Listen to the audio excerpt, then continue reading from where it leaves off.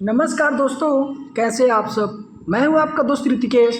हमने बीएनएस की श्रृंखला शुरू की है। आज हमारा कारवा बढ़ चला है महिलाओं और बच्चों के विरुद्ध अपराध के बारे में। जी हाँ दोस्तों, हम आ चुके हैं अध्याय 5 जो बात करता है महिला और बालक के विरुद्ध अपराधों के बारे में। सबसे पहले हम बात करेंगे लैंगिक अपराधों के बारे में।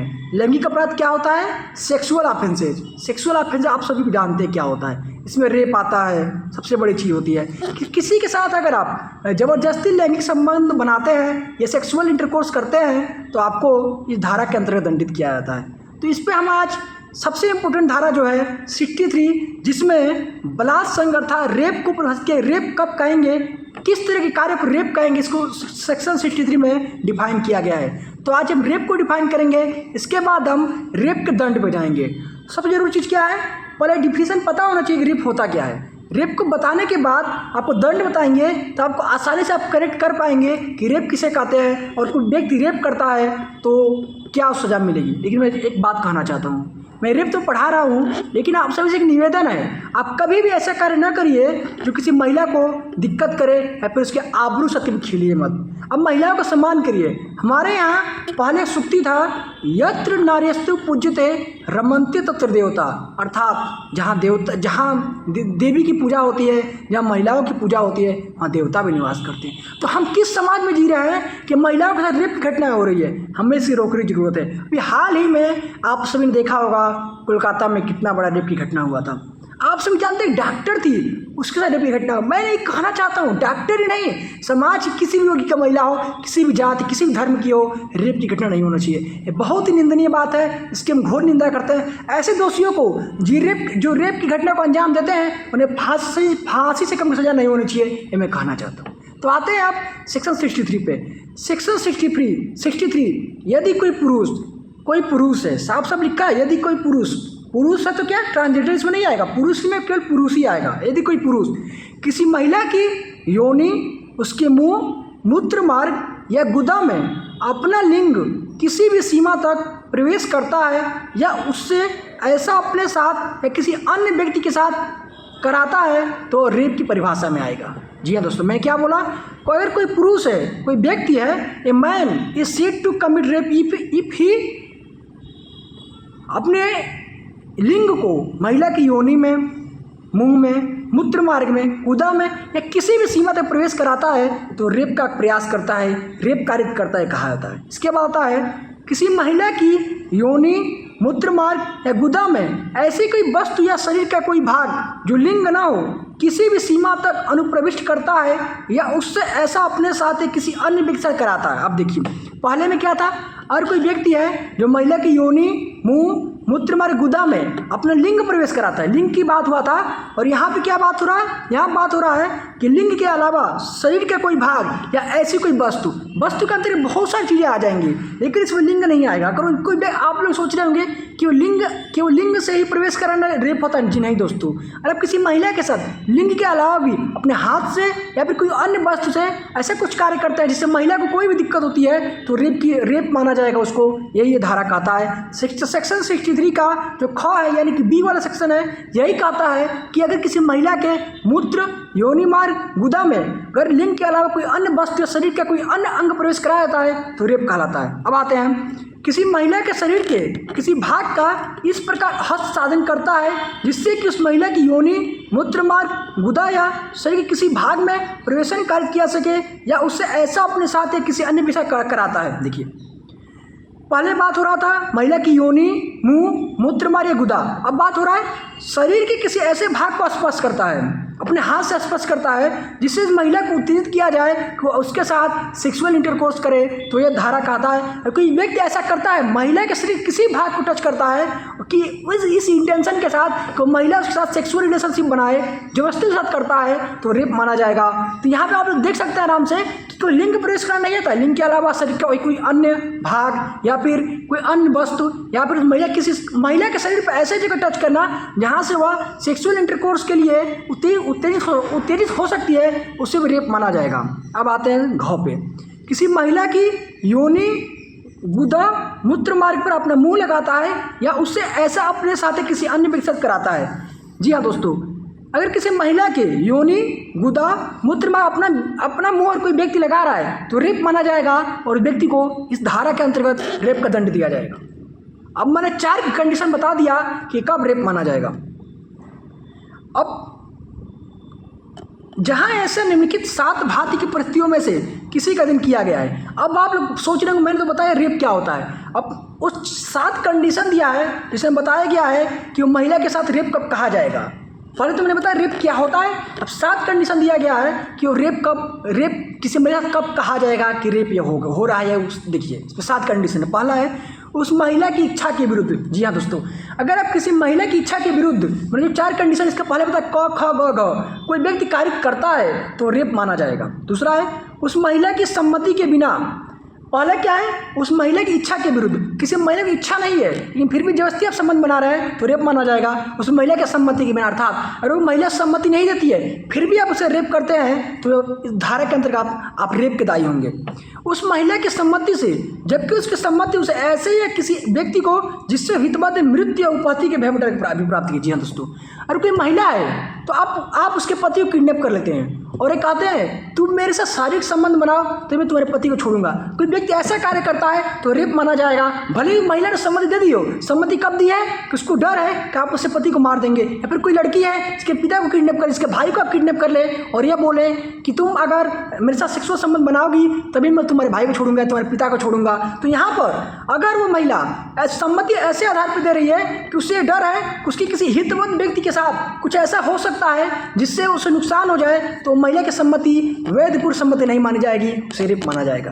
अब अगला आता है उस महिला की सम्मति से, जबकि वो पुरुष ये जानता है कि वो उस महिला का पति नहीं है और उस महिला ने सम्मति इस कारण दी है कि वो विश्वास करती है तो ऐसा अन्य पुरुष है जिससे विधिपूर्वक विवाहित है या विवाहित ने विश्वास कर दिया। दोस्तों, और कोई महिला ऐसी है जिसे आप यह विश्वास दिलाते हैं कि मैं तुम्हारा पति हूँ। क्या विश्वास दिलाते हैं? मैं तुम्हारा पति हूँ। और उसके बाद और महिला सोचती है कि हाँ मेरा पति, उसका संबंध बनाने के तैयार हो जाती है, लेकिन आप वास्तव में आप उसके पति नहीं रहते हैं, फिर भी उसका संबंध बनाते हैं आप, तो आपको रेप माना जाएगा।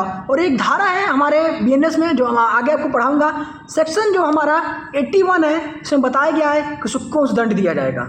अब अगला आता है 5वां ग्राउंड। मैं 7 ग्राउंड बता रहा हूँ, 4 ग्राउंड हो चुका, 5वां ग्राउंड है उस महिला की सम्मति से, जब ऐसी सम्मति देने के समय और चित्त विकृति या मदता के कारण पुरुष द्वारा व्यक्तिगत रूप से किसी अन्य व्यक्ति के माध्यम से कोई संज्ञा शून्यकारी या अस्वास्थ्यकर पदार्थ दिए जाने के कारण उस बात की जिसके बारे में सम्मति देती है प्रकृति परिणाम समझना समर्थ है। मान लीजिए जो महिला है वो चित्त विकृति अवस्था में, अर्थात वो पागल है। अब उस महिला को सम्मति देने का, आप मान लीजिए वो लड़की पागल, से क्या उसके साथ क्या हो रहा है, अगर वो मदता की स्थिति में, अगर वो ड्रिंक की हुई है, शराब पी हुई है, तब उसका आप संबंध बनाते हैं तो सम्मति विधिपूर्वक सम्मति नहीं मानी जाएगी, आप रेप के दायी होंगे। या उस महिला को कोई ऐसा इंजेक्शन दे देना जिससे वो उसे पता ही ना हो, उससे क्या हो, अचेतन अवस्था में चली जाए और तब उसके बाद आप सेक्सुअल रिलेशन बनाते हैं तो भी रेप की कंडीशन माना जाएगा। इसके अलावा है अस्वास्थ्य पदार्थ, कोई ऐसा दवा खिला दें जिससे महिला अचेतन अवस्था में चली जाए और उसके बाद आप उसके साथ सेक्सुअल इंटरकोर्स करते हैं तो रेप माना जाएगा। ये आपका 5वां ग्राउंड करता है। 6वां ग्राउंड है उस महिला की सम्मति से या उसके बिना जब वो 18 वर्ष से कम आयु की है। मैंने तब से क्या बता रहा था, महिला की सम्मति होनी चाहिए या नहीं होनी चाहिए। अब क्या है, महिला की सम्मति हो चाहे ना हो, अगर कोई महिला 18 वर्ष से कम है और उससे सहमति देती है कि मेरे साथ सेक्सुअल संबंध बनाया जाए, फिर भी उसे रेप माना जाएगा, क्योंकि कानून ये मानता है जो 18 साल से कम की लड़की है वो अपना सम्मति देने के लिए विधिक रूप से काबिल नहीं है, इसलिए इसे रेप माना जाएगा। तो एक बात बोलना चाहूँगा, जो भी व्यक्ति 18 वर्ष की, आपकी अगर गर्लफ्रेंड है तो 18 वर्ष से कम है तो अब उसके साथ आप सेक्सुअल रिलेशनशिप नहीं बना सकते हैं, क्योंकि वो विधिपूर्वक संबंध बनाने के उसको विधि मान्यता मानता ही नहीं है, उसे नाबालिग मानता है। इसीलिए अगर आप किसी लड़की के साथ जो 18 साल से कम है उसकी सहमति से भी उसके साथ आप उसके साथ शारीरिक संबंध बनाते हैं, उसे रेप माना जाएगा। अगर आपकी पत्नी ही है, भले शादी आपसे हो चुकी है लेकिन 18 साल से कम है, उसे भी रेप माना जाएगा। ये धारा कहता है। अब आते हैं 6वां ग्राउंड और 7वां ग्राउंड, जब वो महिला सम्मति संसूचित करने में असमर्थ है। ऐसी महिला हो जो सहमति देने में असमर्थ हो, फिर भी उसके साथ आप, जैसे वो महिला गूंगी हो, अब गूंगी महिला क्या बोलेगी, कैसे सहमति दे पाएगी, उसके साथ अगर आप उसके साथ सेक्सुअल इंटरकोर्स करते हैं तो उसे रेप माना जाएगा।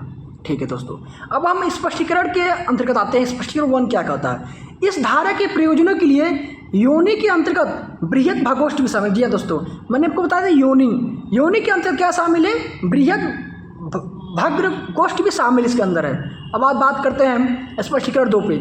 सम्मति से कोई स्पष्ट स्वैच्छिक सम्मति विपरीत है जो महिला शब्दों, संकेतों या किसी प्रकार की मौखिक या अमौखिक सूचना द्वारा विनिर्दिष्ट लैंगिक कृत्य में भाग लेने की इच्छा प्रकट करती है। मैंने तब से मैं बात क्या कर रहा था कि महिला की सम्मति होनी चाहिए नहीं होनी चाहिए। अब सम्मति महिला कैसे लेंगी आप, तो इसमें कई कंडीशन है, शब्दों द्वारा, संकेतों द्वारा या किसी प्रकार की मौखिक या लिखित सहमति द्वारा अगर महिला तैयार होती है तब सहमति माना जाएगा, अदरवाइज सहमति नहीं माना जाएगा।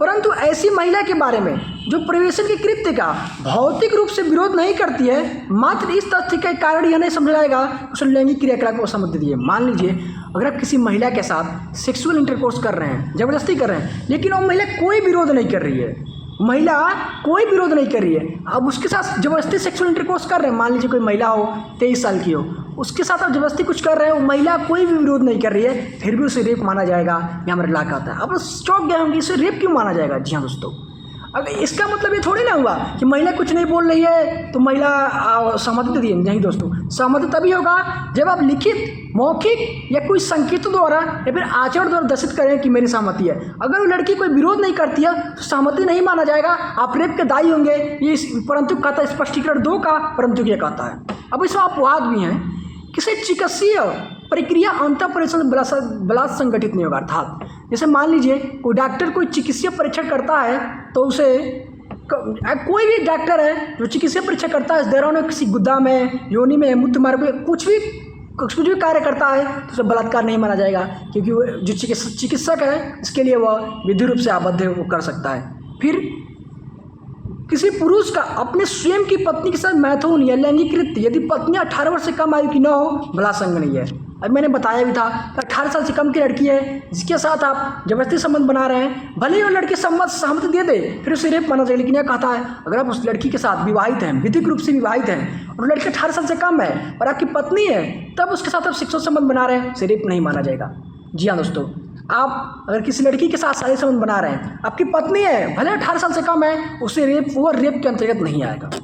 अब बात करते हैं बलात्संग का दंड कितना मिलता है। अभी मैंने क्या समझा, बलात्संग किसे कहते हैं, बलात्संग में सहमति किस आधार पर दिया जाए, किस आधार पर नहीं दिया जाएगा, वो धारा 63 का बात है। ये पहले किस में था, सेक्शन 375 आईपीसी में पहले था, यहाँ रेप को डिफाइन किया गया था। यहाँ क्या डिफाइन किया गया है, सेक्शन 63 में रेप को डिफाइन किया गया। अब आते हैं रेप के लिए पनिशमेंट कितना है। जी हाँ दोस्तों, आप सभी के मन में जरूर सवाल आ रहा होगा, बहुत लोग गुस्से में बोलते हैं फांसी दे दी जाए, कर दे वो कर दी जाए। तो आपके कहने से कुछ नहीं होगा, जो हमारा ला कहता है वही होगा।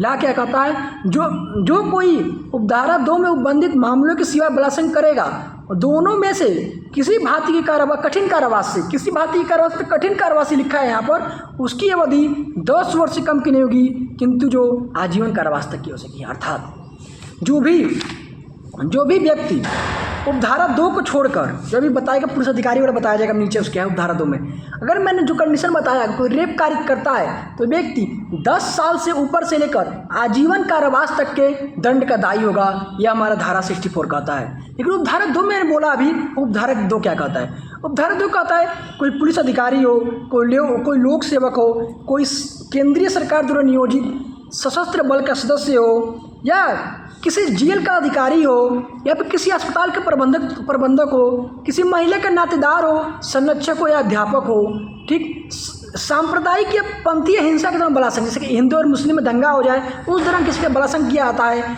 किसी महिला किसी यह जानते हुए गर्भवती है उसका बलात्संग किया जाता है। इसके अलावा है अगर कोई महिला है जो सम्मति देने में असमर्थ, जो मैंने 7वां कंडीशन बताया था, तब किसी बलात्कार करते हैं। अगर महिला है इसमें नियंत्रण या प्रभाव रखने की स्थिति में होते हुए महिला से बलात्संग करेगा। अर्थात मान लीजिए कोई किसी के चाचा हो, अपनी भतीजी के साथ रेप करता है, वो इसमें आ जाएगा। और अगर किसी में बराबर बलात्संग होता है तो वो भी उपधारा 2 में आएगा। तो उपधारा 1 में क्या था कि उपधारा 2 को छोड़कर कोई रेप की घटना करता है तो उसे 10 साल से लेकर आजीवन कारावास तक सजा दिया जाएगा। लेकिन मैंने कंडीशन बताई इतना, उपधारा 2 में दिया गया है पुलिस अधिकारी हो, लोक सेवक हो, या फिर किसी अस्पताल का प्रबंधक हो, कोई भी ऐसा दृश्यमान पर अधिकार रखने वाला व्यक्ति हो, कोई रेप कार्य करता है तो वो दोस्तों आजीवन कारावास तक की सजा, 10 साल से लेकर आजीवन कारावास तक की सजा, या फिर उसके जीवन का शेष जितना भी जीवन बाकी है उतना तक उसे कारावास सजा दिया जा सकता है, कभी कठिन कारावास से। पहले में क्या था, केवल आजीवन कारावास था। आजीवन कारावास का मतलब क्या होता है, मैंने पढ़ाया था आप लोग को। आजीवन कारावास तात्पर्य है जब से संदर्भ से अन्यथा उपनित न हो, आजीवन कारावास से 20 साल तक सजा माना जाता है। लेकिन यहाँ पे लिखा है कि अगर उसको, जो मैंने उपधारा 2 बताया, उसमें कोई रेप करता है तो उसे दंडित किया जाएगा उसके शेष प्राकृतिक जीवन काल तक, अर्थात उसे जिंदगी भर के लिए कारावास में डाला जा सकता है। अब बात करते हैं सेक्शन 65। सेक्शन 65 बात करता है कतिपय मामलों में बलात्संग दंड। अभी भी मैंने बताया आपको। अब कुछ और स्पेशल कंडीशन है, इसमें रेप होता है तो उसमें क्या दंड है। अगर कोई लड़की है जो 16 साल से कम है, जी हाँ दोस्तों, अगर कोई लड़की है जो 16 साल से कम है, उसके साथ रेप की घटना होता है तो उसे, किसी व्यक्ति को 20 साल से कम की सज़ा नहीं होगी और आजीवन कारावास तक की हो सकेगी, या फिर उसके शेष जीवन काल तक के लिए उसे कारावासित किया सकता है। वो जो कारावास होगा कठिन कारावास होगा, और व्यक्ति जो रेप की घटना करता है उसे जुर्माने से दायी किया जाएगा। जुर्माना भी कंपलसरी है। जो जुर्माने की राशि होगी वो पीड़ित को दिया जाएगा और वो पीड़िता उसको अपनी ज़िंदगी के लिए खर्च करेगी। जी हाँ दोस्तों, अपराधी में पहले क्या था, पहले अन्य मामलों में क्या होता है कि जो जुर्माने का रकम वो सरकार ले लेती है, लेकिन इसमें क्या है, जुर्माने की रकम है पीड़िता को दिया जाएगा, सरकार को नहीं। लेकिन अब आप सोच रहे हैं कि कोई महिला, मैंने बताया 16 साल से कम किया है, कोई महिला 12 साल से कम की है दोस्तों, कोई महिला 12 साल से कम की है तो उसे सारा कंडीशन लागू होगा, 20 साल से लेकर आजीवन कारावास तक, शेष प्राकृतिक जीवन काल तक। लेकिन यहाँ पे लिखा है मृत्यु दंड तक हो सकती है। अगर आप किसी महिला के साथ, जो कोई लड़की के साथ जो 12 साल से कम है, तो रेप की घटना करते हैं तो आपको मृत्यु दंड की सज़ा हो सकती है, ये धारा कहता है। अधिकतम सज़ा क्या है, दंड है। तो आज के लेक्चर में हमने रेप और उसके पनिशमेंट का बहुत ही विस्तार से अध्ययन किया। अगले लेक्चर में हम महिलाओं के विरुद्ध अपराध के अन्य धाराओं पर जाएंगे। तब तक के लिए आप वीडियो को लाइक करें, चैनल को सब्सक्राइब करें and press the bell icon for latest update. जय हिंद, जय भारत।